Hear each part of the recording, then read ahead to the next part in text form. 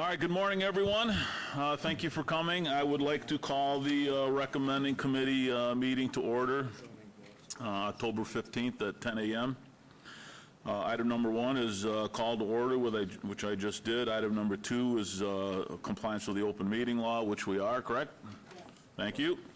All right, so the first bill that we are going to hear is agenda item number 3, which is Bill number 2018-20, abeyance item for possible action.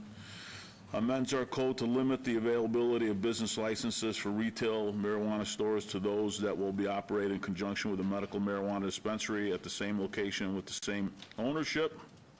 Sponsored by Councilman Bob Coffin, and apparently there's some amendments to this. So let's go ahead and get started with Val, our attorney, who will discuss the ordinance we have in front of us, and we'll go from there.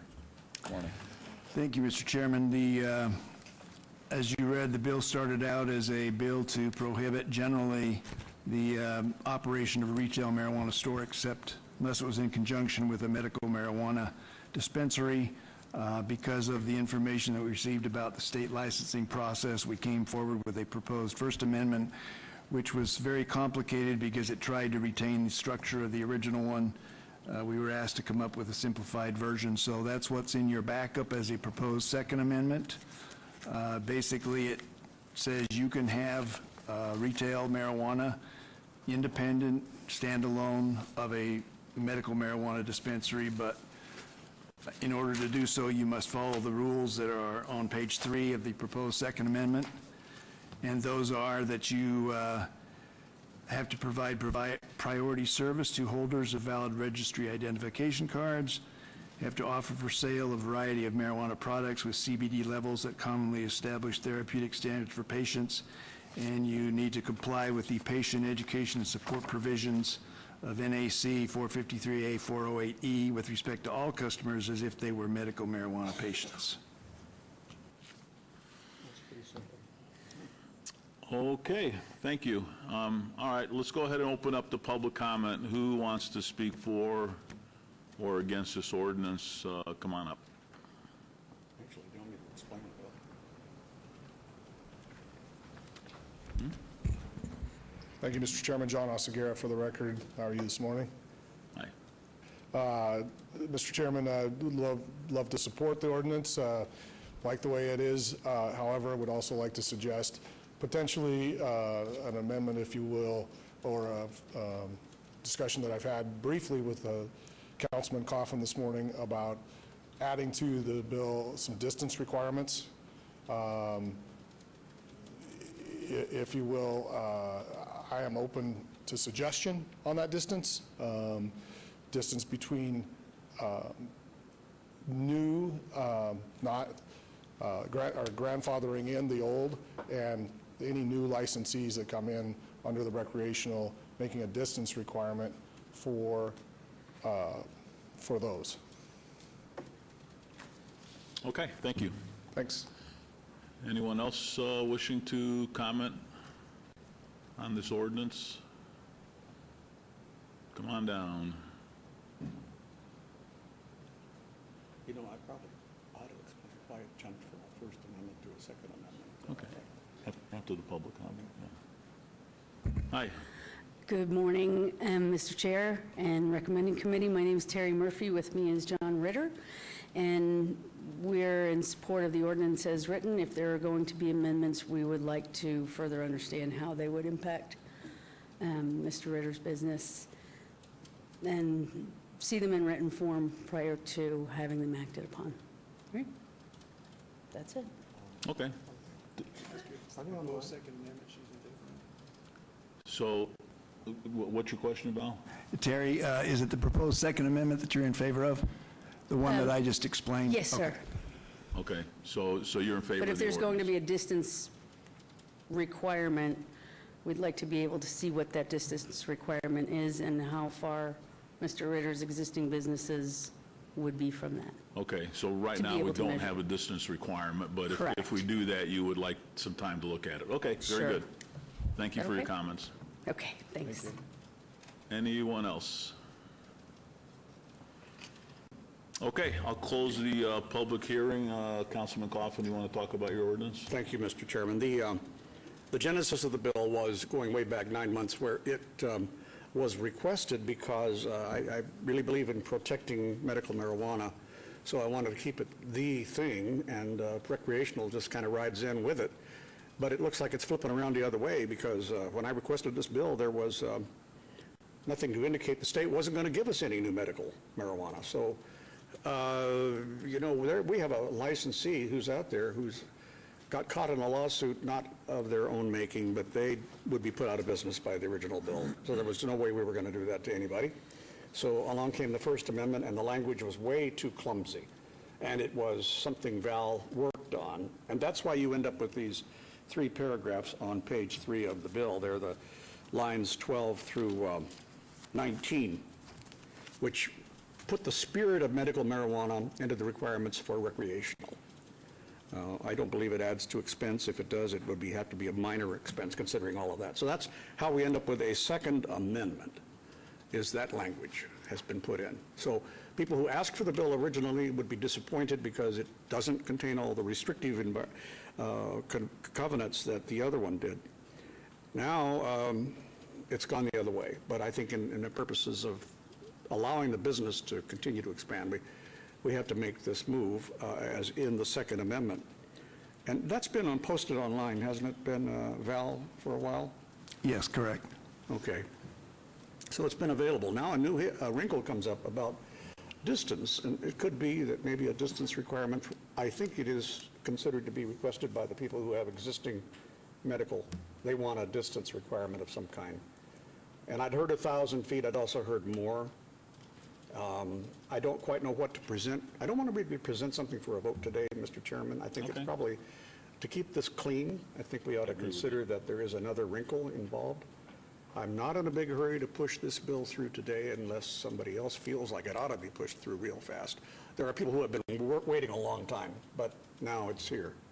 So I wouldn't mind if you wanted to do it to the next recommending, if you'll be in town, which I don't know what date that is.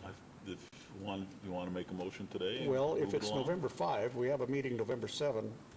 This would go to the November 7th meeting. It would go, but if it passed. But if we abate it to the next recommending committee. It's up to you. Well, I'd like to move this then, I'd like to obey this to the next recommending committee, whatever date that is, Luann. November 5th. November 5. And in so doing, we'll make sure we circulate this, and if there is a proposal on distance, we could entertain it at that meeting. If not, we just move it forward to the council. At least I don't want to rush on this. Excuse me, I just wanted to add, I think you're correct in that. I don't think you should rush on this. I still think there are other questions out there also. I've had several calls from individuals who wonder, will this limit expansion to those who now have medical and no more medical is coming in? Through you, Mr. Chairman, to Councilwoman Tarkanian, the original bill, if it had not been amended, would have. It's been amended twice. Yes. So that is no longer A problem. restrictive. All right. No. But we're still trying to keep the spirit of medical marijuana in all locations. Yeah. My theory is being, if you brought the girl to the dance, you better leave with her. Is that all right? It's kind of old-fashioned. I think that's a good motto. Okay, thank you. All right. I'll ask you out next Saturday. Okay. You have a motion? Then I now move to obey Bill 2018-20 to the November 5th recommending committee, with the understanding that a language will be circulated quickly in the community about a distance requirement. Then we can argue about feet and inches and meters. Okay, there's a motion. Go ahead and vote. And post. All right, motion carries. That has been obeyed. Thank you. And, oh, by the way, that's going to be in Title 19 apparently, according to Val, so that means we might have to create have to add the chapter. Okay, item number 4. This is bill number 2018-24, possible action. It's an abeyance item, amends LVMC Title 19 to adopt additional standards regarding the repurposing of certain golf courses and open spaces to consolidate those provisions with previously adopted public engagement provisions regarding such repurposing proposals. So this bill has been in front of the recommending a few times, and it's been obeyed a few times. We're supposed to hear it today, and it's on the agenda for Wednesday at our city council meeting for a vote. So unfortunately, Councilwoman Fiore will not be at the meeting in 2 days, and she has requested that we at least send this bill out of this recommending committee to the first meeting in November for final, for look by the Las Vegas City Council. I personally am not prepared today to make a recommendation on whether I would vote up or down on this at the city council meeting. I'm not sure how everybody feels up here. I would rather personally send this to the city council without our recommendation and let the city council deal with it. And my intent would be at the meeting on Wednesday to obey the city council vote till the first meeting in November, and at that meeting we'll have a hearing. I'm assuming we'll have a public hearing because people are going to want to show up and speak on it at that particular date. So that's my feeling on it. This is a public hearing, though, so I'll open it up for public comment. Yes, Val? Yes, what I wanted to do is go through the changes that are in the proposed First Amendment. Many have seen them, many have not. There should be copies out there for those who are available. There's a copy in your backup that has the clean text of the amendment, and I've also provided council members, committee members, as well as for the public who wants to come up and look, a highlighted version. Just wanted to take you through the changes that were made. We received requests from the home builders, from NAIOP, in contact with the sponsor of this bill. So I wanted to draw your attention on your highlighted copy. I just wanted to go through, even though your intention appears not to do anything other than move this along, I wanted for the record to point out what changes have been made. On page 2, we added an exception to the entire section about repurposing. Are we looking at the white copy? Yes. Has that been online? Yes, but not on, it has been online, but not in highlighted form. So if you'll turn to page 2, I want to point out the changes that have been made. Exception was added, exception 5. This entire section on repurposing of golf courses and open spaces does not apply to any currently required development application or applications that have already been approved by the approval authority with no further discretionary approval pending. That was to let people know our standard practice. If you've been through the process, it's not going to apply to your applications.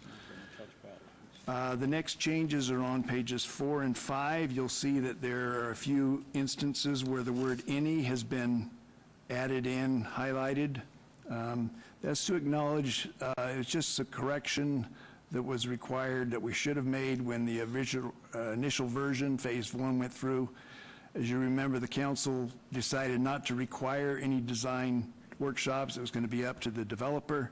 So this simply changes those references to design workshops, that they're going to report, if they had any design workshops, the information that pertained to those. On page 6, a change that was requested, as may be amended from time to time, that refers to the land use and rural preservation element of the Las Vegas 2020 master plan. There was a desire to have that take into account, that plan gets amended from time to time. That was not an objection. On page 7, line 20, it was requested that we include a density or intensity exhibit instead of just a density exhibit. A density is the term that's typically required to residential development, and I believe the addition of the word intensity was to take into account applications for non-residential development, which is the appropriate term for that kind of development. At the bottom of page 7, and following up 2 other places on page 8, there were 3 types of submittals that initially were required for all projects, having to do with an environmental assessment, having to do with conceptual master studies, and having to do with a 3D modeling. It was decided that those requirements wouldn't be necessary for smaller projects, so this establishes for each of those submittals a 1 acre or more threshold. If you have less than 1 acre, you wouldn't be required to submit those right up front, which is what the other the larger developments would have to do. On page 9, this was requested by the home builders. If you've got a development that has CC&Rs that address repurposing of golf courses or open space in any manner, then the requirements of subsection K of this section, which are the development standards, won't be applied to those. The desire was to allow those aspects to be governed by the CC&Rs, and so that provides an exemption for them. On page 10, there was concern about how the closure maintenance plan, which is the plan that's required to be filed when you have closed or withdrawn open space or golf course development. There was a requirement that a plan had to be submitted. How are you going to maintain that? There was concern that somehow if something had already been closed, that the council would ask for the maintenance to be required to the same level it was when it was discontinued. That obviously won't work, so it provides that where the discontinuance of the golf course, the withdrawal of open spaces happened before this ordinance became effective, then rather than having it be the maintenance level at the time of discontinuance or withdrawal, it would be something that would be proposed by the applicant and worked out in connection with the Department of Planning. I believe those are the changes that were made between the initial version and the proposed First Amendment. Mr. Chairman, through you to council. Val, does the sponsor of the bill approve of these changes? Yes. All right, thank you. Okay, thank you, Val. I appreciate that. So we have bill number 2018-24 with First Amendment. So who would like to come up and make public comment here? Come on up, state your name, and tell us what you're thinking. Good morning, Mayor Pro Tem, Council. Matt Hodgson, for the record, with the Southern Nevada Home Builder Association. As placed on the record previously, SNHPA has been at the table since October 2017 on this issue with the city. We've consistently focused our comments and position on the scope of the ordinance, and we appreciate the sponsor as well as staff working with us to make sure the exemptions limit as much as possible the unintended consequences that could come out of this.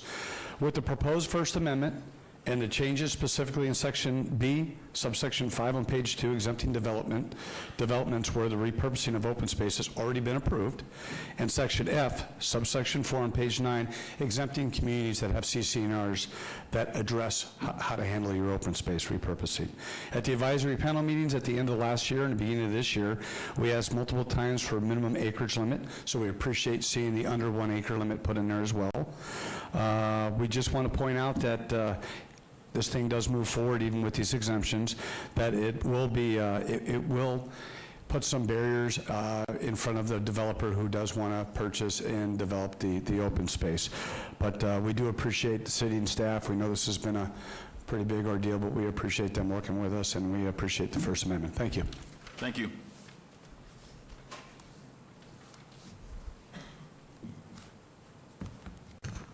Good morning, Mr. Chairman, Council, members of the Council. Stephanie Allen, 1980 Festival Plaza Drive, here on behalf of the property owners of the former Badlands Golf Course. I'll be brief. We remain opposed to this ordinance, as we believe that the ordinance is targeted directly at the former Badlands Golf Course properties. I do have a letter that I'll submit for the record that will go to the entire City Council today outlining some substantive objections to the ordinance, but the main concern again is the targeted and unconstitutional nature of the ordinance, as we believe again that it's directed specifically at the former Badlands Golf Course. At the last recommending committee, we did ask, or someone asked the question of staff, how many properties would in fact fall under this ordinance. And I don't think staff had done the full analysis, but there were 292 properties that they referenced would be intended to fall under this ordinance. We did that analysis, and I'll submit it for the record. But of those 292 properties, 279 of them are separate APNs, and 13 of them are golf course properties. Of those, 274 of them have CC&Rs, PD zoning, PC zoning, or are in some special area, special planning area, so they're exempted out under the version that's before you today. In addition to that, there's 16 properties that are owned by the city and controlled by the city, so that narrowed it down to 2 properties. Out of the 292 parcels that the city provided, 2 properties remain. One of them is the former Badlands Golf Course. And if I could direct your attention to the overhead, the other is actually, and interestingly, in Peccole Ranch, it's this little pink area here. It's a wash that a portion of it, this portion over here, is owned by the HOA. This portion is still under the Peccole Trust, and our client spoke to them. I guess they're in the process of trying to get that converted over to the HOA, so if that were converted to the HOA, it too would be exempt under this ordinance.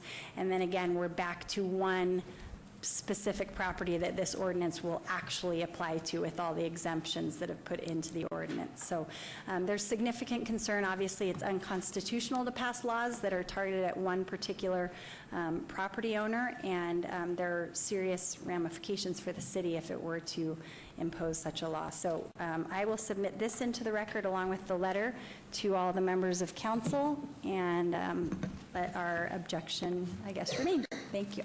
Thank you. Mr. Chairman, I need to know what the objections are. Don't just hand us a letter, Stephanie. It should be really easy to highlight the objections in your letter. In other words, because there's such a sensitive thing these days with who can vote, who cannot vote, all these lawsuits passing back and forth.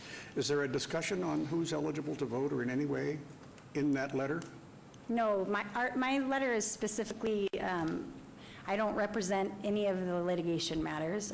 We're their zoning counsel, so the letter that I just submitted are all the concerns we've raised at a number of hearings before. I'm happy to go through them, but the main one is the targeted nature of the zoning ordinance, and then substantively, if it were to apply to all those 292 properties, I think it's fairly anti-development. There's requirements in there now. They've been changed to any property over 1 acre, but requirements that you do a 3D model and all of your master studies, and a lot of the things that are not required in the city of Las Vegas currently for developers that would be required on the front end and cost developers throughout the city of Las Vegas hundreds of thousands of dollars before they can even get to a pre-submittal conference. So from an overall development perspective, if it were to apply to the entire development community, it's a very onerous and financially burdensome bill. Additionally, it impacts lenders. So if someone were to rely on, like in the Badlands situation, a zoning verification letter before they buy a piece of property,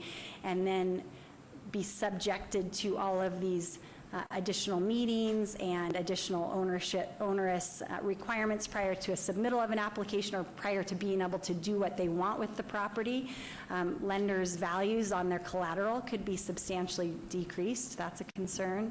I can go through the whole list if you'd like. I've put it on the record a number of times, but there's... If I could just ask one more question. Thanks, Steph. Sure. Thank you, Mr. Chairman. Just want to make sure I understand this correctly, because as I understand it, the City Council has not approved anything at the former Badlands Golf Course, that in fact the courts have rejected that and the council has affirmed the decision of the court. So there is nothing pending right now. Is that fair to say? There's a number of lawsuits. I believe you guys approved one project, denied one project. Both are still either on appeal or moving through the court system, is my understanding. Okay, all right.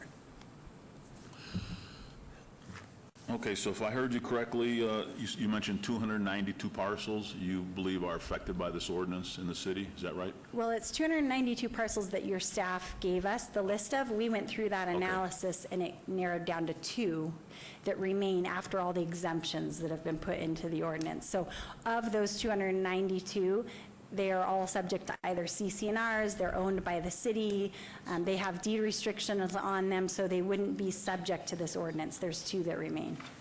Okay, so as Ronald Reagan said, trust but verify. So, Mr. Perigo, I would like to know if that's an accurate statement, that, just so I can verify that 292 parcels, this ordinance would affect just those two. You don't have to do it today, because we're moving this to the city council, so, but eventually I would need to know that.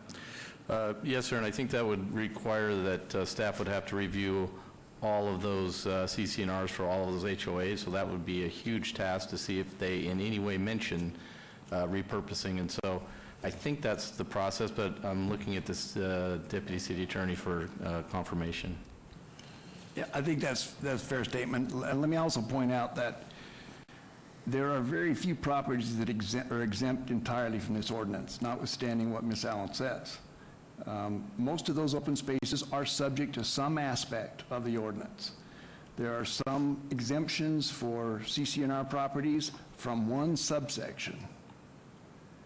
And even though everyone acknowledges that Badlands was the impetus for this ordinance, almost every ordinance you pass is brought to your attention by a specific example.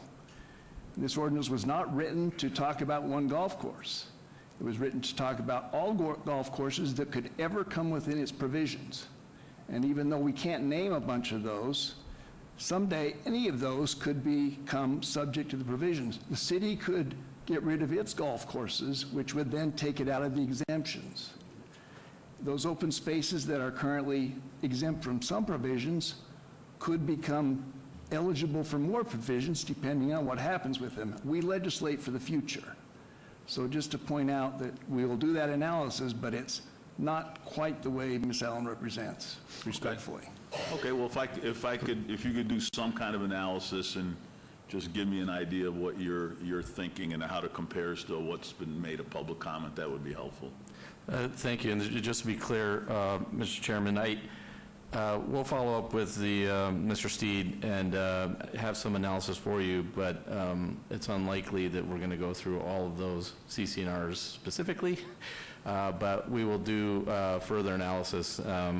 But I completely agree with Mr. Steed. I mean, those, again, respectfully with what Ms. Allen was saying, those properties will likely be subject in some form or fashion to some of the provisions within this text amendment, this ordinance. Okay, great. All right, we'll have that conversation. All right, thank you. Thank you. Appreciate it. Who else would like to comment? Come on up.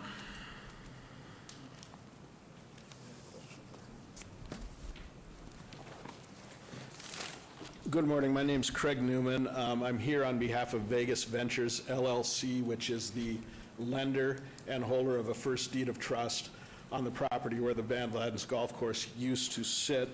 I can tell you that my client loaned a substantial amount, over 8 figures, on this property, and did that loan based upon the existing development plans, the zoning that existed on the property, and also the zoning verification letter that was provided by this city. We absolutely would not have loaned the money on this property absent those items. And the zoning that exists on this property is residential. And I can tell you that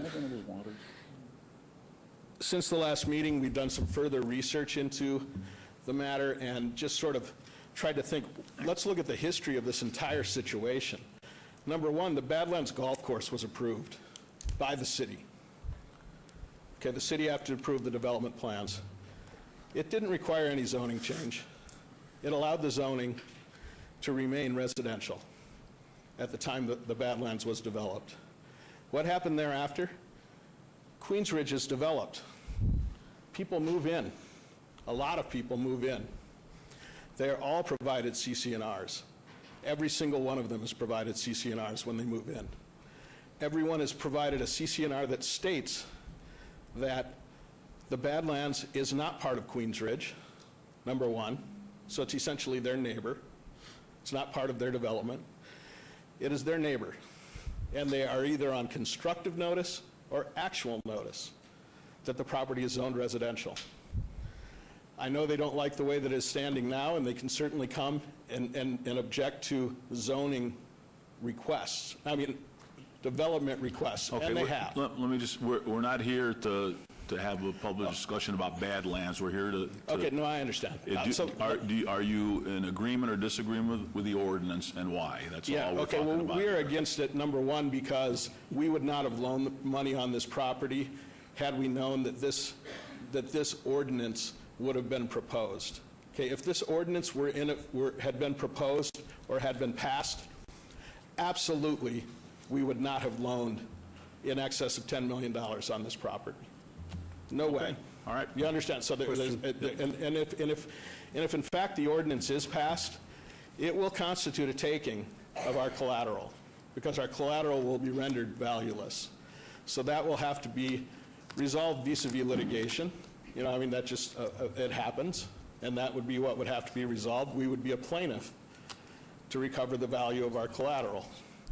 In addition, if the application of this statute ordinance is applied retroactively as to closure, which it is intended to, it's saying that, Badlands, even though this ordinance didn't exist when you were developed, we're now saying that you are subject to these closure provisions.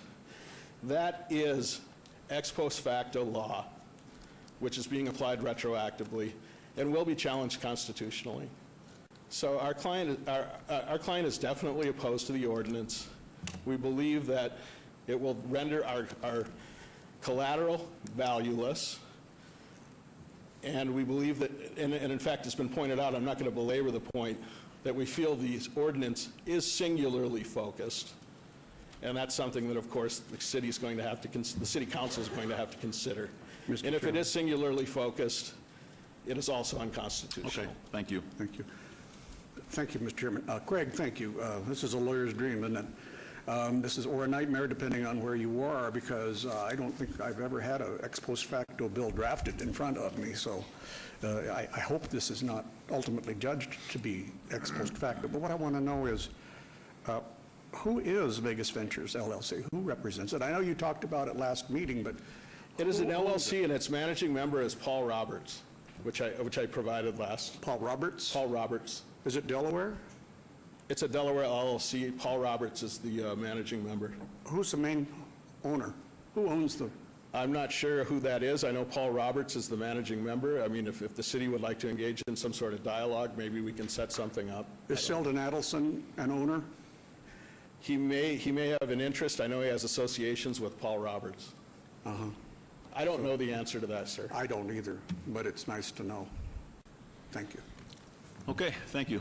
Appreciate it. Hi, come on up. If anyone else is going to be commenting, you can come on down. Thank you. Hi. Hi, here again. So while we understand... Go ahead, state your name. Oh, I'm sorry. Yeah. I always do that. Ann Smith. I'm in Queensridge.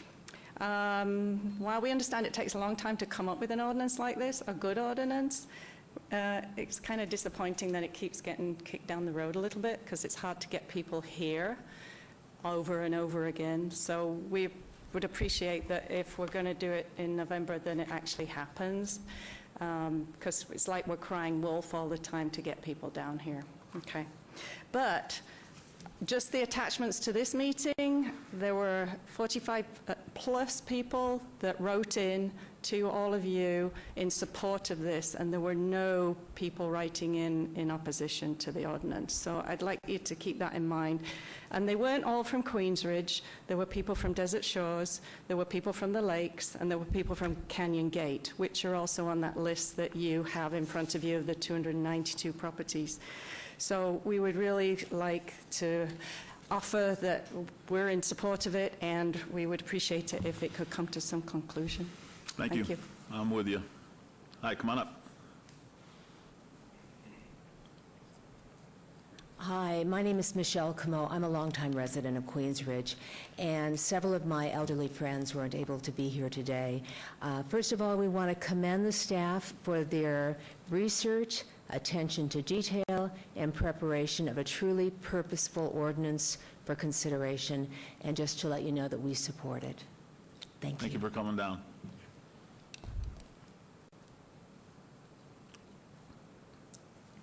Good morning. I'm Elaine Winger-Reisner, and I live at 9811 Orient Express Court in Queensridge North. And I am here. I'm also speaking for 3 people in the audience, myself and 5 other people that were not able to make it. And we just wanted to say that we are in support of this open space ordinance, and we are grateful that we have the support of Southern Nevada Homeowners Association and other development organizations in the Valley. We'd like to thank the city staff for all the work that they've done, the research and the preparation, and the recommending committee for the time that you've spent on this too. And we just want to let you know we're in support of it. Thank you. Thanks for coming down.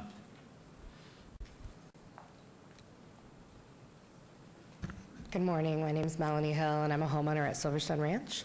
And I think it's great that this ordinance is... A homeowner where? Silverstone Ranch. Silverstone, okay.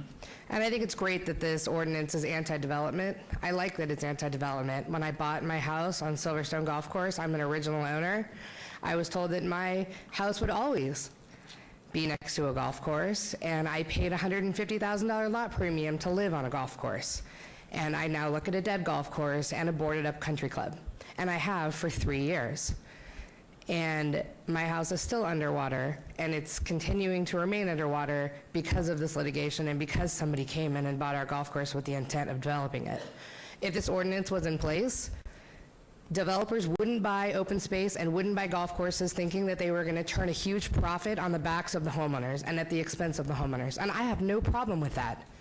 I don't think that we should be supporting a business model in Nevada where developers think that they can come in and buy golf courses and destroy homeowners' lives and destroy their property values so that they can make millions of dollars. So I don't care that the lender might lose money, and I don't care that Mr. Lowy might lose money because he bought Badlands Golf Course knowing that he was going to have to come before the city and try to get permission to build. So this golf course ordinance is going to protect Silverstone. It's going to protect Canyon Gate. It's going to protect the lakes if they want to drain the lake. It's going to protect all open space. It's not going to protect, it's not going to prevent building on vacant land, which we've heard a lot of. It's only going to prevent building on open space and golf courses. And when people buy their homes integrated into a golf course community, expecting it to remain a golf course, I don't think that the city should be used as a pawn for developers to come in here and bully them to try to make money on golf courses. So I'm absolutely in support of the ordinance because I think it will prevent developers from continuing to chop up golf courses in the state of Nevada. And I encourage you to vote in favor of the ordinance. Thank you. All right, come on down.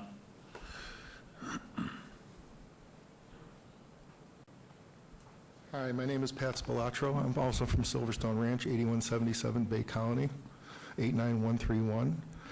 I run the Saving Silverstone Facebook page. I also run the Silverstone Ranch discussion group. As a matter of fact, I think you're in it, or at least I sent you an invitation, Councilman Anthony. I recommend you guys look up the information that I'm posting there because it has to deal with all these cases and golf courses and stuff. You don't have any input from Silverstone Ranch, and there's probably a reason for that. And I don't want to get into it here because Councilwoman Fiore is not here. However, I can tell you without a doubt, the overwhelming support of Silverstone Ranch is behind this ordinance. I mean like 9-1. I only know of one other person that's against it, one other person that has a problem with it, and personally, they don't know the facts.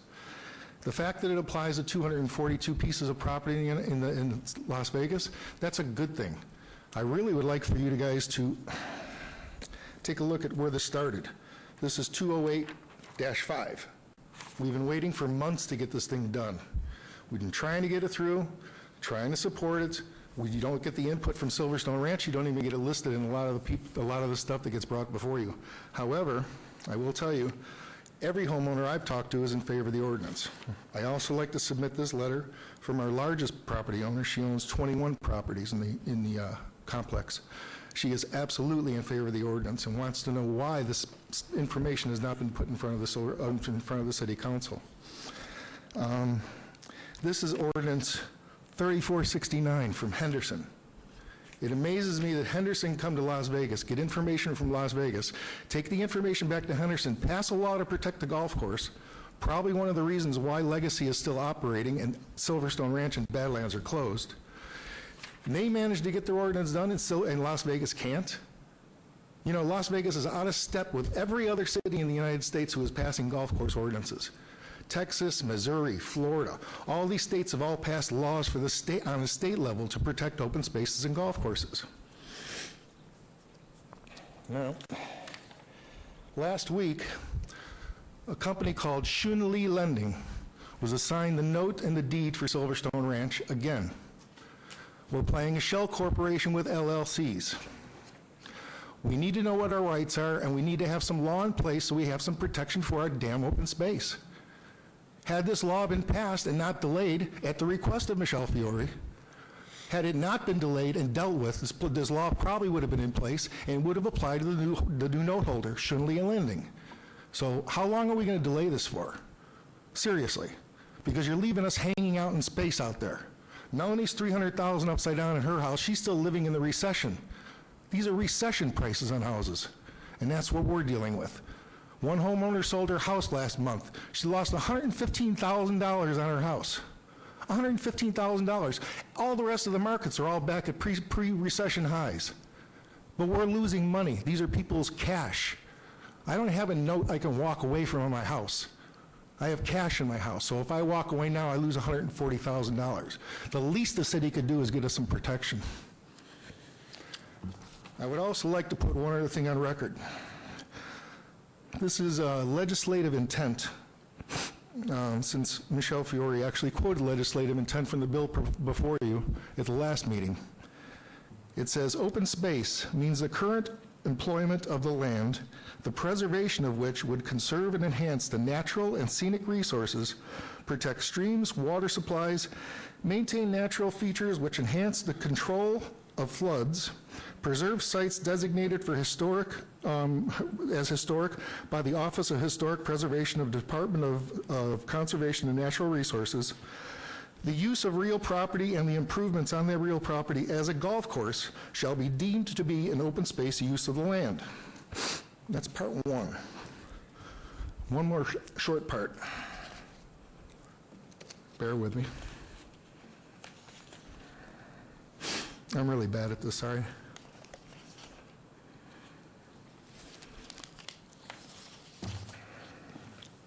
Okay. This is the law that says that any person claiming that an open space real property is no longer an approved open space use may file a complaint, proof, and claim with the Board of County Commissioners and the counties in which the property is located. This is the statute that I used to apply for the change of tax classification on both Silverstone Ranch and Badlands so that the county was able to assess higher taxes. I did that for a reason, so these people actually have to pay something to come into these properties. It makes absolutely no sense for somebody to walk in and pay $7.5 million or $10 million or $15 million for 250 acres when the 15-acre parcel across the street sold for $27 million. That's what just happened at Badlands. The parcel across the street on off of Rampart sold for double the amount that they paid in for Badlands. So how do you justify making the stroke of a pen and giving Johan Lowy and a developer $150 to $200 million, which he's suing in a reverse condemnation? He admits that that's what the land's going to be worth. You do it with a stroke of a pen?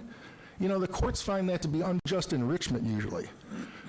I'm sorry, but I warned the city a long time ago when this case first came in front of the city that if you stepped into it, you're going to be in a legal quagmire, everybody's going to be sued. Eight lawsuits later, I mean, Silverstone Ranch, we're up to 18 defendants or something like that. We're on like our 25th lawyers. We got new lawyers for the HOA now, and now the company just got transferred to it. We need some clarity. Okay. Okay? That's the job of this body, is to give us some kind of legislative clarity. I'm going to get into it farther at the city council meeting, and I'll have a presentation there. Thanks for coming down, sir. Appreciate it. Thank you. Hi. Two tough acts to follow. My name is John Boca. I'm a resident of Queens Ridge since 1997. I've been involved with this debacle going on 3 years now. I was one of the first to be involved, and I've been to more meetings here in this building than I can count. Anyhow, I just want to tell you that I am in support of... Thank you, sir. Thanks for coming down. Pleasure. Thank you.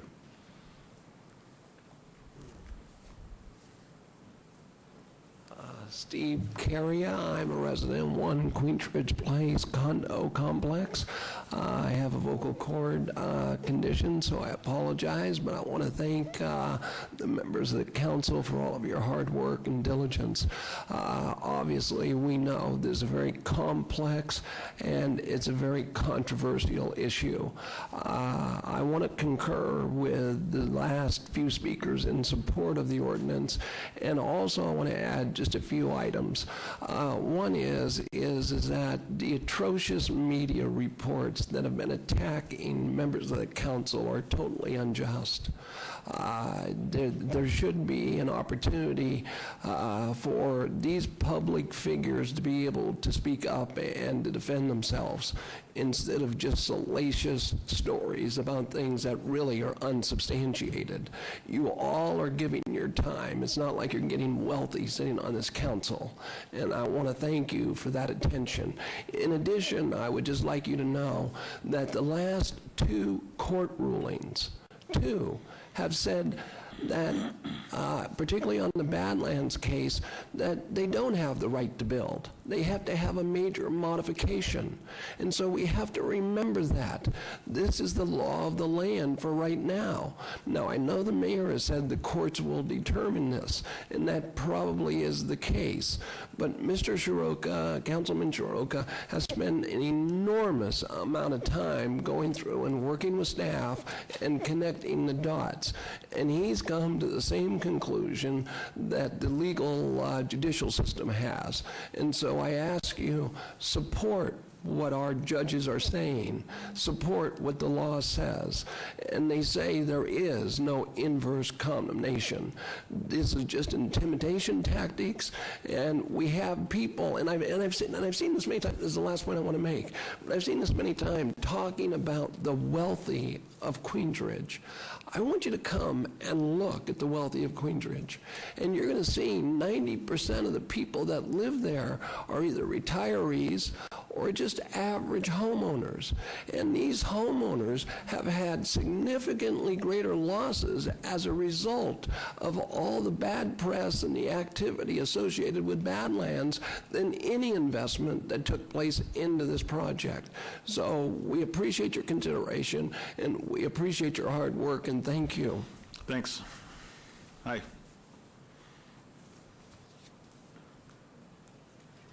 Hi, my name is Terry Strong, and I am a resident of Silverstone Ranch also. Just asking if you council folks are aware of the fact that NRS includes the statement, "The legislature hereby declares that it is in the best interest of the state to maintain, preserve, conserve, and otherwise continue in its existence adequate agricultural and open space lands and the vegetation thereon to assure continued public health and the use and enjoyment of natural resources and scenic beauty for the economic and social well-being of the state and its citizens. The legislature hereby further finds and declares that the use of real property and improvements on that real property as a golf course achieves the purpose of conserving and enhancing the natural and scenic resources of this state and promotes the conservation of open space." We at Silverstone have been through an ordeal for 3 years. A little different than what Badlands is going through. At least they've known from the beginning who their opponent is or who it is that they're fighting. We at Silverstone have been fighting straw buyers, bankruptcy, 2 different courts, federal and state. We're now looking at another buyer and perhaps being thrown out of state and back into federal court. Our attorney's fees have been horrendous, and the majority of people in Silverstone are behind this ordinance and would like to see it passed as quickly as possible. We've been waiting. We've been kind of quiet. I know there's not a lot of us represented here, but it is certainly a topic of conversation. At a recent town hall meeting, there were a lot of our residents who were made aware of this ordinance, and they all support and hope that the council will pass it as quickly as possible. Well, thanks for coming down, and you represented them well. So anyone else like to make a public comment? Mr. Chairman, Dan Burdish, I'm Special Assistant to Michelle Fiore. I just want to read into the record part of a email that I got this morning from Tom Mason, who's president of the Silverstone Ranch Community Association. Good morning. Thank you for... wrong place. I lost it. I was hoping to make a recommending committee this morning, but will be unable to attend due to work conflicts. There may be several Silverstone residents who plan to attend. Please note that these individuals do not represent the SRCA Board of Directors. The board has not taken a formal position while this ordinance evolves and has not formally polled the members for sentiment. I'll go ahead and forward this to the entire City Council and to Luann so that it can be in the record. Thank you. No, we've already heard from you, ma'am, so we're fine. So anyone else? Okay, I will go ahead and close public comment, and unless I hear differently, I am going to make a motion to refer this with no recommendation to the City Council for a vote. It's scheduled for a vote this Wednesday, and at the request of Councilwoman Fiore, who will not be here, I'm going to make a motion to obey the City Council vote to November 7th. So that's my motion. Any comments up here? I would just like, because I'm sort of coming in here relatively new on this, that way Michelle Fiore is recognized as having a concern, and professionally we're granting her that time, right? And are you saying then that we will hear it on the in November? Because I want to say, I understand where these individuals are coming from, and I know Mr. Soroka has spent a lot of time and effort in doing this, and it's hard. I have an issue myself that keeps coming back, and it's hard for people to know when to come, and can you do this, how many times can you, get off work and things like that. So I just wanted to ensure that we're intending to hear it on that date for sure. Well, the only thing I care about is getting out of this committee onto the City Council agenda. It'll be scheduled for the November 7th City Council agenda. What happens at our City Council meetings, who knows? Okay, but and anything can happen, but it will be on that, Mr. Chairman? on that agenda for public discussion, and it'll be up to the mayor and City Council what we want to do. Yeah, just to clarify, it is listed on the council agenda for this coming Wednesday. Mr. Chairman Anthony has indicated he intends to make a motion to hold it in abeyance from that meeting until November. We don't know the outcome of that vote, so we can't provide anybody any assurance that it won't be adopted this week or that it will be adopted in November. I just wanted to clarify that. That's accurate. Thank you. Mr. Chairman, I'll be supporting your motion to, I'm sorry. I'm through, that's all right. I'm only a woman here, that's all right. Oh, me too, so to speak.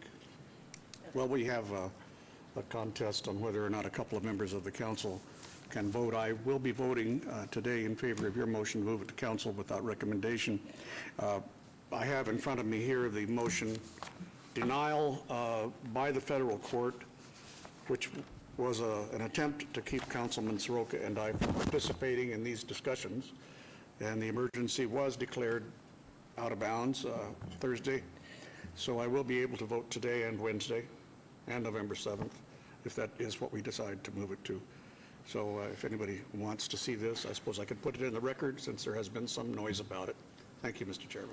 Okay, let's go ahead and vote. Could I just say one other last thing? I'm sorry, but I feel an offense when somebody says that we had something pre-planned. I voted on every single time this came up. I voted the same way I voted on issues for 14 years practically. And it had nothing to do with Mr. Johan. It had nothing to do, I voted strictly on the issues. And I don't think it's fair to bunch us all up and say that we haven't followed through on issues, rather it's more personalities. And I just wanted to make that objection on the record. Thank you. Okay, let's go ahead and vote. And post. Okay, motion carries. If anybody is unclear on the procedure, as we stated up here, you can contact my office and I would be glad to explain it further for you. So There you go. All right, this is out of recommending, and it's in the hands of the city council.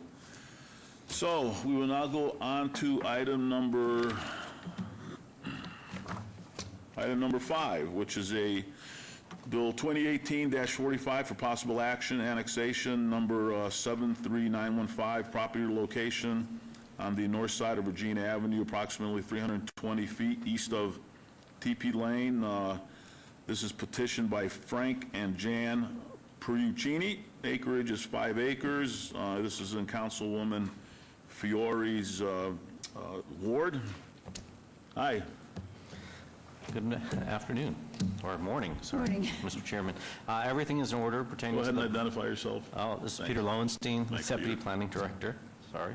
Everything is in order pertaining to the volunteered annexation of property by the property owners. Thanks. Okay, anyone from the public want to speak on this ordinance? Okay, I'll close public comment. Do I have a motion? Move for approval. Okay, we have a motion to approve. Go ahead and vote and post. Motion carries unanimously. That one will be heard at the, this will be heard at the November 7th City Council meeting. Item number 6, Bill number 2018-46 for possible action, amends LVMC 6.39.050 and 9.16.040 to establish requirements and limitations for outdoor speakers and other amplification devices within the Downtown Entertainment Overlay District, sponsored by our City Attorney, Brad Jerbeck. Who wants to explain this one? Hi, Mary. Good morning, Mr. Chair and committee members. Mary McElhone, Deputy Planning Director. This ordinance establishes requirements for outdoor speakers and other amplification devices within the Downtown Entertainment Overlay District, known as East Fremont Street. In the new requirements, speakers may not be located on the sidewalks or within the public right-of-way. Additionally, speakers that are used must be directed towards the lounge or dining area and away from the public right-of-way. Thank you. Okay, I'll open up the public comment. Anyone from the public want to speak on this ordinance? Seeing none, I'll close public comment. Do I have a motion? Move to approve. Thank you. There's a motion to approve. Go ahead and vote. And post. Motion carries. Thank you. That ordinance will be heard on October 17th, 2018. Item number 7, possible action, 2018-47, amends various provisions of the Unified Development Code to establish additional bases and standards for determining whether or not a use has been abandoned or may be deemed abandoned, and therefore required to cease operation, and to clarify when use-related approval expire or become void. Sponsored by Robert Summerfield. Robert Summerfield. Thank you, Mr. Chairman. Peter Lowenstein, Deputy Planning Director. This request is to amend the Las Vegas Municipal Code. The title is 19.14, Nonconforming Uses, and 19.16, Applications and Procedures, as well as Title 19.18, Definition and Measures, to define and clarify when a use is abandoned, terminated, or discontinued, and to provide a process to challenge that determination. The proposal is intended to provide more clarity and certainty to the process of determining whether a use has been abandoned or otherwise should be terminated for lack of action or activity. Thank you. All right, thanks. This is a public comment. Any public comment? Okay, I will close public comment. Do I have a motion? Move for approval. Thank you. I have a motion. Go ahead and vote.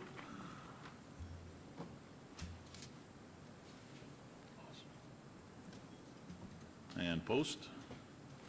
Motion carries unanimously. Thank you, Peter. This will be heard at the November 7th City Council meeting. Bill 2018-48 for possible action amends various chapters of the Unified Development Code to correct and update tables and figures relating to accessory structure, setbacks, and patio covers in certain residential zoning districts.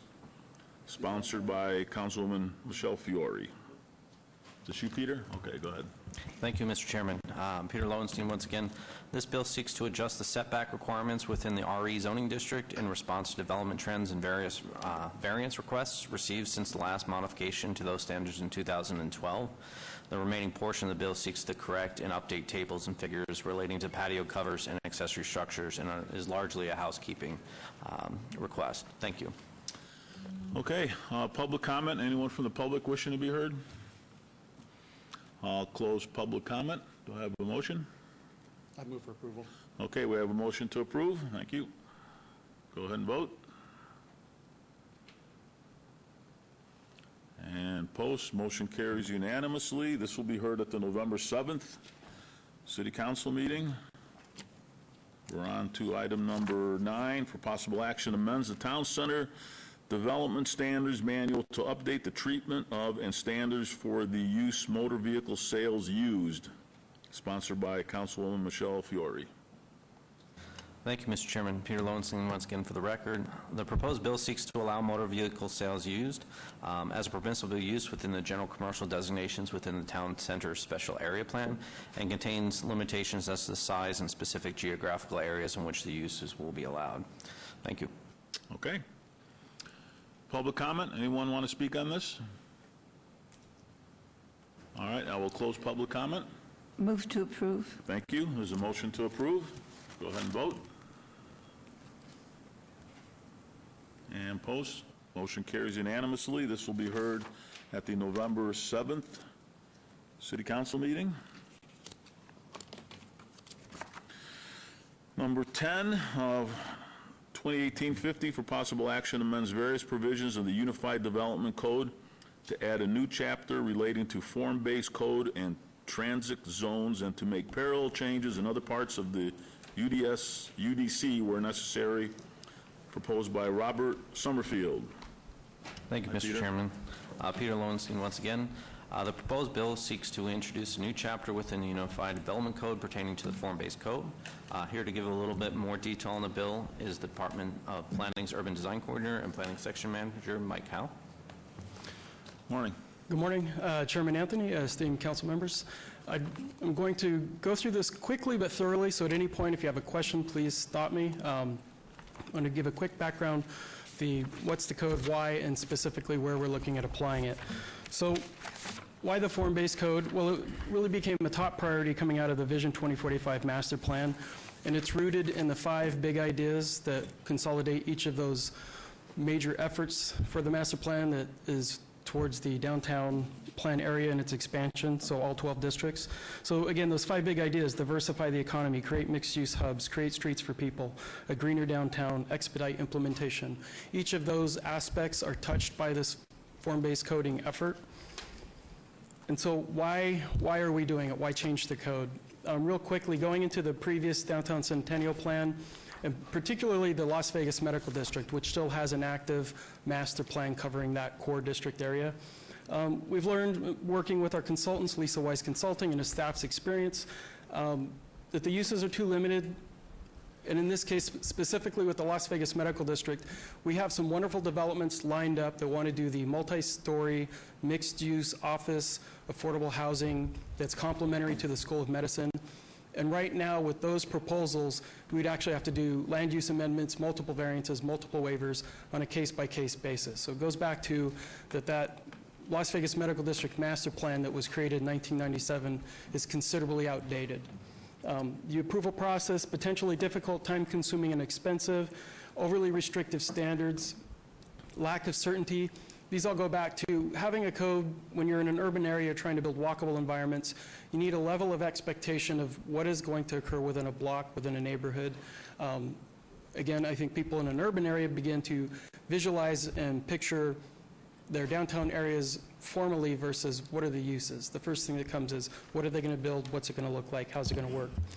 And then going back to that vision of the new Las Vegas Medical District Facilities Master Plan is hard to achieve.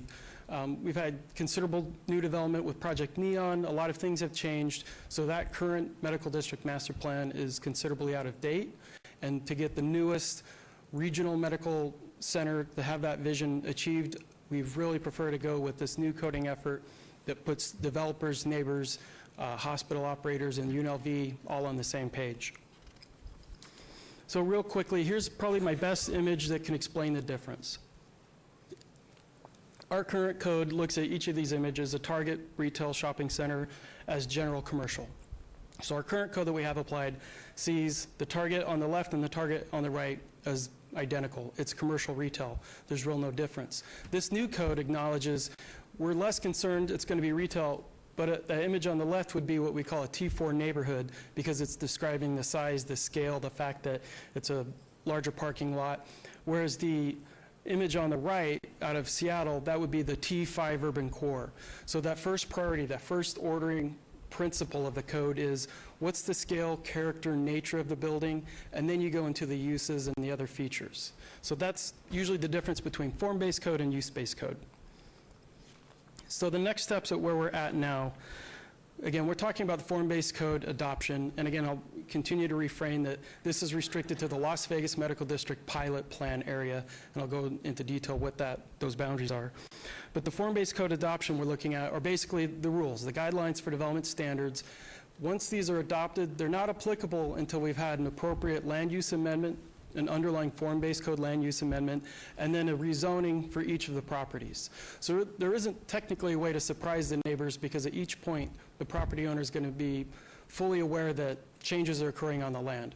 And then even at that point, when you have adopted the code and you've gone through the land use amendment and you've done the rezoning, the code's only applicable for new development. So if somebody's operating a barbershop today and the code comes in, it's adopted, they operate a barbershop tomorrow. Just for quick updates, the timeline that we're on, we'd be looking at a general plan amendment that's been submitted and approved by Planning Commission this past October 9th, which will be coming before you at City Council on the 21st of November. And then the rezoning that we're submitting would be going to the November 13th Planning Commission with anticipating the rezoning being at the December 19th City Council meeting. So all things going well, we'd have adopted the code, amended the land, have the rezoning, and have a medical district form-based code applicable by December 19th. So quickly, adoption by district, again, the form-based code is the chief way to implement the Downtown Vision 2045 master plan, but we're focused on the medical district for a couple key reasons. The development pressure, the anticipation of the School of Medicine, the amount of capital investment that's going into the area. So over time, we'll have a form-based code hopefully applied to the overall downtown plan area. But at the direction of Councilman Coffin, we understand cautiously take your time. Don't rush it. Go through it. Be thorough. And with Mayor Pro Tem's testament, I believe we've had multiple outreach.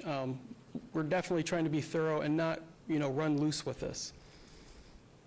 So, again, going into the applicability. Sorry, Mr. Chair. Please go back one slide to the one that was just there. You're showing medical into the downtown area. Is that a mistake by any chance? Are there two different kinds of blue? Oh. I'm sorry, yeah. Thank you. That's blue A and blue B. Okay. Yeah. Now I'm beginning to see. Thank you very much. Because you haven't got the Symphony Park portion on this map, but it is understood, I think, amongst the council members that those portions of a Symphony Park, which have to do with the Ruvo, the Cleveland Clinic, and so on, they're actually going to be part of it. Correct. No, it operates, because it already has a development plan in place, it's much more restrictive and concise than what we're proposing in the code. So you can see it in the forest green area in the middle. It'll still be one of the 12 districts, but it will still fall under the Symphony Park development. The point of my comment to the rest of the staff was this, that Cleveland is a world-known facility, and we want to make sure that all conversations about our medical district include the Cleveland Clinic Lou Ruvo Institute for Brain Health. That's very, very important, and because they can't, if officially it's not. So there has to be something somewhere that does designate it, or at least is able to be sent to people who understand that they're very close to the medical district, that they live on the other side of... Mr. Chair, through you, please. I just wanted to say, Councilman Coffin, that is part of the medical district. The Ruvo Center is part of the medical district. as we have outlined it. It may not be part of this test we're doing, this pilot program, but it is part of the medical district, and we already have people working back and forth to keep it that way. Thank you. Okay, go ahead. So again, focusing on the applicability and effectiveness only within the pilot area of the Las Vegas Medical District to monitor results. And monitor results is an important aspect that I'll get into, but I want you to take a careful look at the map as proposed. I'll come back to it because it will be a component of the First Amendment that I'll read in at the end of this presentation.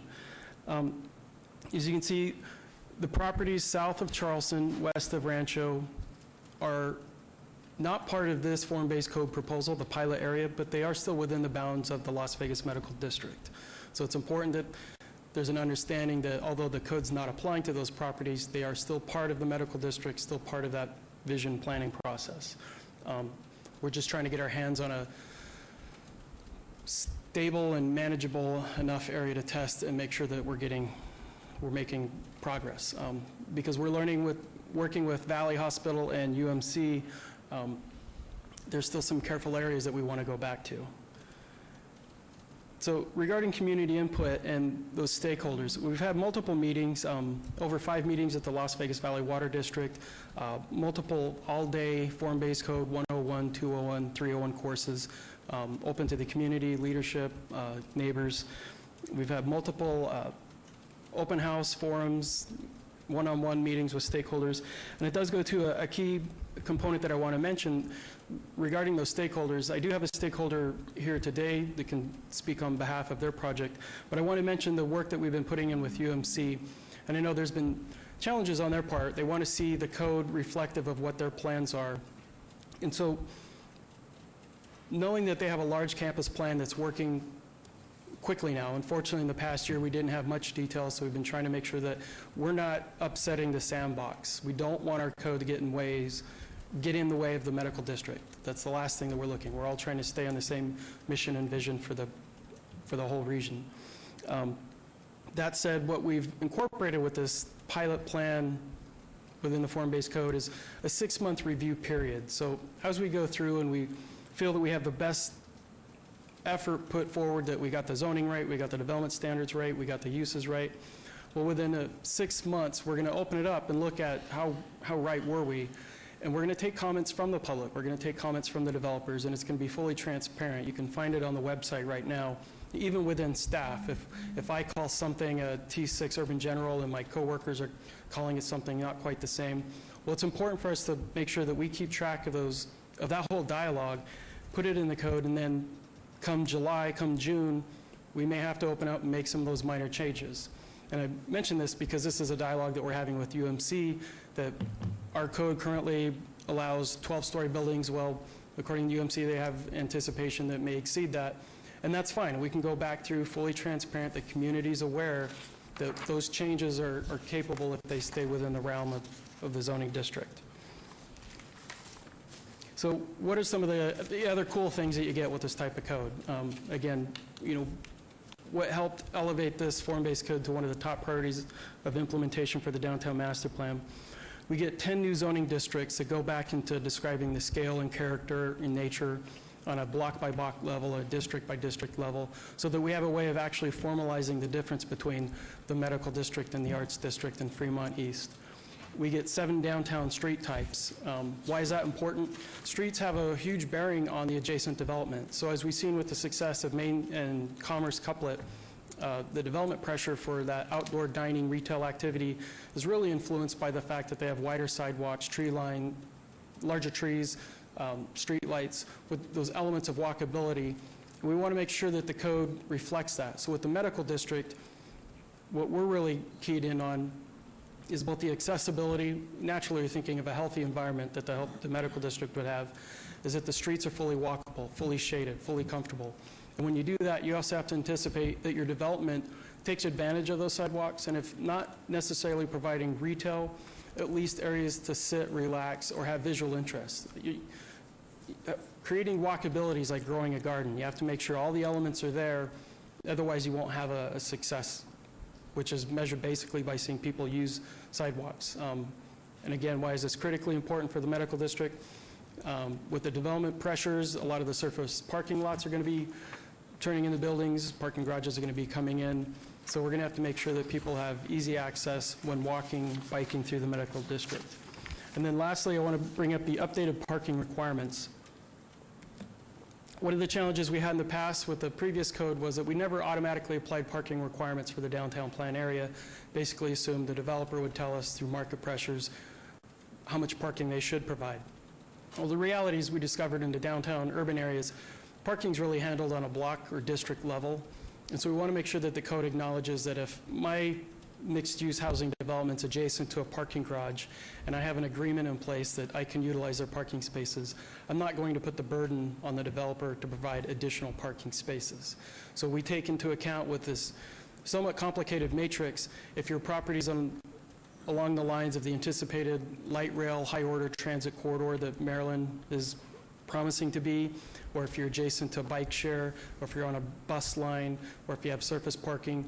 These are all means, again, of that scale and character that's built into the code that allows a developer to take advantage of locating in an urban area without having to use up money and land and expanse for providing parking that they very well may not need. And then lastly, the form-based code, and it tends to be complicated, and I appreciate the fact that there's a lot of things in there, and it's a little bit challenging to quickly, in a 3-second explanation, what's the difference. But at the end of the day, it is a zoning scheme. It's colors on a map. So as you see with this, we have the image on the left is the current purple area is the medical district plan district. That's where the current master plan applies. And then the land, what we call the MLK corridor north of it, where the Metro headquarters and the Walker Furniture industrial area. That all becomes rezoned to transect zoning districts. So there's still colors on a map. Someone points at their property, they see the color, they get the name of the zoning district, T6, T5, T4. It tells them what they can build, what are the development standards, it tells what are the permissible uses. So it's still in the basic nature of how our Title 1909 code works. So with that, I'll go, if there's any questions, and then I'll read in the first amendment of clarifying language that really drives down and restricts the applicability of this code to the Las Vegas Medical District pilot area. Okay, go ahead. Well, could I just make a comment in here? And that is, the way you've written the purpose and background, it sounds like it's a sure thing, it's going to go through and that we're going to move ahead. I just wanted to emphasize that this is a trial basis. I compliment your department on the number of hours you spent in researching and presenting, but it is very confusing still to the public, still to some of us in the council area, and we don't know what would work best. And the reason why is because there's a great concern there's not enough of the residents' input in there to stop something that might come, which would be detrimental to the area. So I just wish that you would put in here that it's a trial basis. It doesn't say that at all. It says it's the initial regulatory step in implementing the provisions of the land use element. So through you, Councilman Anthony, Mayor Pro Tem, that is correct. So I have the language that clarifies specifically the first proposed amendment. Okay, thank you. So if I may, I'll read that, and I'll try to not read it fast like a lawyer. It'll be nice and clear, but it's going to take a minute. So the amendment, the proposed amendment to 1909.020, paragraph 1. In the manner described by this section, the form-based code applies only to the downtown Las Vegas overlay district established in LVMC section 1910-110, which encompasses the 12 downtown districts listed in section 1909.020B, purpose of the code. The provisions of this chapter apply to the property only as and when is rezoned to the FBC designation established by this chapter. In addition, provisions of this chapter that apply to the process of rezoning property to the form-based code designation shall apply to the application and processing thereof. It is intended that the city will begin the process of implementing the form-based code designation with a pilot area located within the Las Vegas Medical District, generally located west of the I-15 right-of-way to Rancho Drive between Alta Drive and Charleston Boulevard. Over time, a form-based code with applicable transect zones mapped on the zoning map will be applied to each of these 12 downtown districts. As each district form-based code is adopted, the existing bases within each district and the standards in the interim downtown Las Vegas development standards will be replaced by the standards in the form-based code. Paragraph 2. In addition to all the applicable federal, state, and county laws and regulations governing land use and development, this form-based code applies to all land use designated as FBC within the downtown Las Vegas overlay district. With that text, there's an accompanying map that shows, again, that highlighted area, which is consistent with the pilot plan area. So, Mr. Chairman, please. But isn't it that what we are doing is putting together a form-based code situation in that particular part of the medical district? And isn't it true that what we're trying to do is then, on the basis of information we obtain, determine if we'll move to form-based? The way you read it, it's as if we're going to move there right away, or we're going to naturally, if we do this, then we do this. That's my concern, and this is the concern that's been voiced to me by some people as they read part of this, not this part, but other parts we've had at the meetings you've had. So through you, Councilman Anthony, with the language that, with the assistance of the city attorney in the map, it does apply the form-based code to the pilot plan area. It does, but then when you state it, then you state, and it will do this in the future, and it will move to this and to this. We don't know if it's going to do that. All we know is that we're having a pilot program which we're going to evaluate. We're going to have a big high-rise there, a building, the one that you're talking about, and how is it going to affect Rancho Manor, which is not in my ward, I think it's Mr. Career's ward. But how is it, so what we're doing is we're having a plan which we're going to evaluate if it's the best way to go or not. Correct. And rather than we're having a plan that we're going to do this and then move on to that. So through you, Councilman Anthony, again, it does go back into some of the way that the system's built and why it's taking us so long to get to the stage of adopting the code. With that pilot plan area, the rezoning action is restricted to only that area. So I do know that the language within the code is forward-looking, but the steps would have to occur at the general plan amendments and the rezonings are considerable in depth. So there isn't really a way for us to jump ahead and proceed outside of the pilot plan area until we know that it works. We would still have to go through. But no place do you have that we're going to evaluate this plan and see if we're going to move it further along. No, you don't have that written any place. I'm not going to hang up your meeting here, but... Why not? He has nothing better to do. So you're going to do this pilot program, right? And then you're going to come back to the city council with the evaluation of the pilot program, is that correct? Correct. And then if you expand to other districts in the downtown area, you're going to come back to us for that, correct? We'd have to come to you before even taking that step.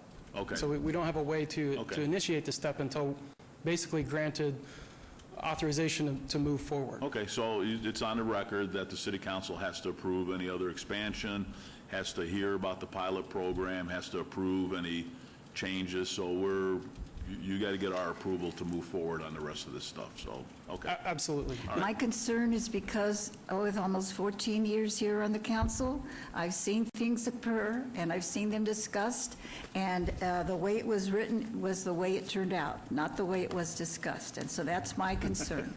My concern is that the people know that we're doing this, and it's not a done deal, because right now they feel it's a done deal, nobody's thinking about them.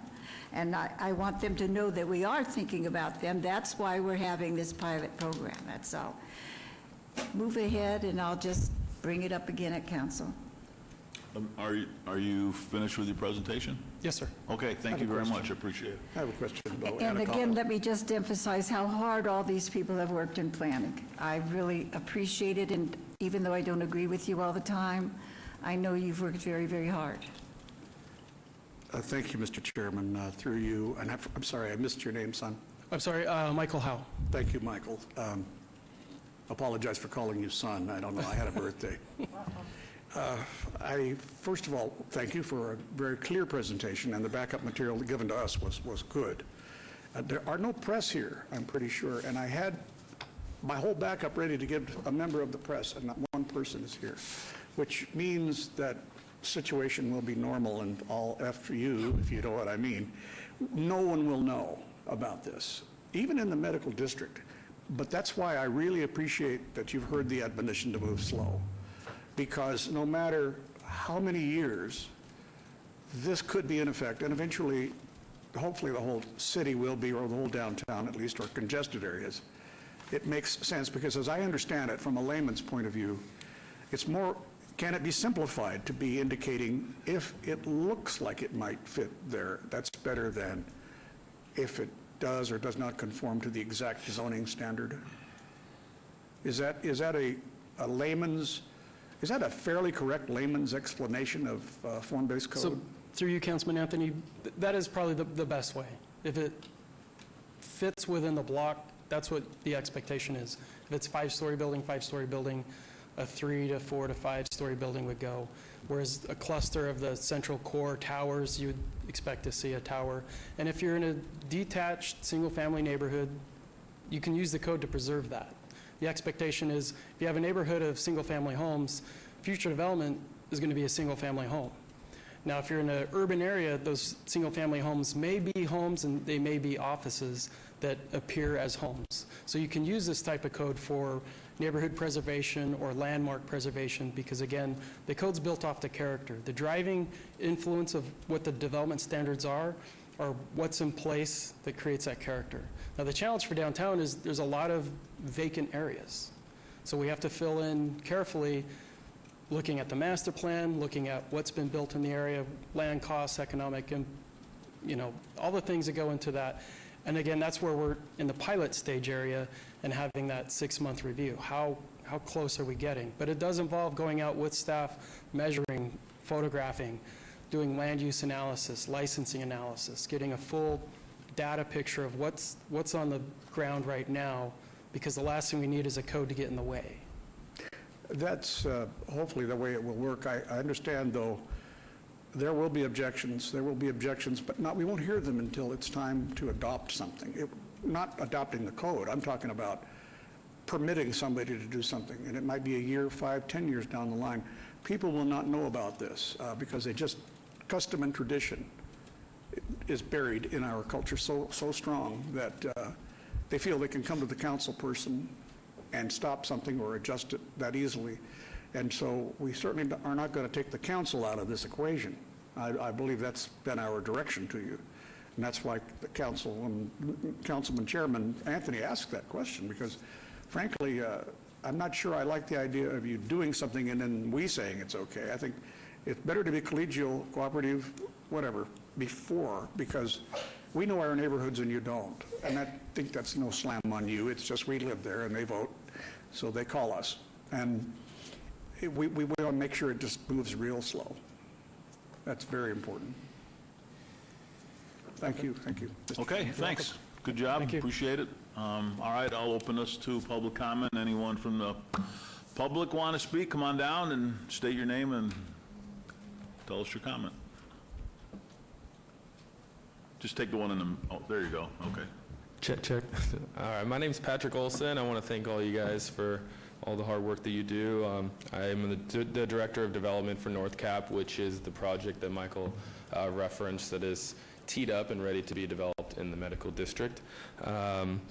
We are a firm that's located actually as a neighbor. We're just south of Charleston from the medical district. I live in McNeil. The CEO of our company lives across the street in Scotch Agees. We presented this project to Mayor Pro Tem. We're really excited about the future of this district. I'm a UNLV graduate, so is the CEO of the company. I'm a firm believer in Las Vegas. I've worked and lived in and around downtown ever since I graduated college. I know a lot of people that have gone to UMC and the residency program. Again, I personally live there, so the more development that moves into that area, the more walkable it is, the more restaurants and things to do in that district are only going to make my quality of life better and allow me to drive less. But